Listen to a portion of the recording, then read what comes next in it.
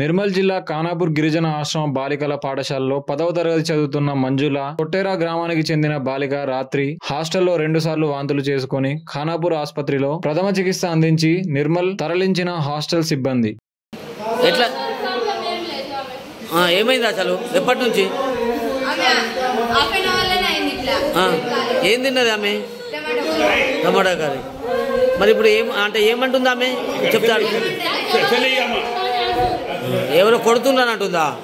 మరి డాక్టర్ చూడలే? డాక్టర్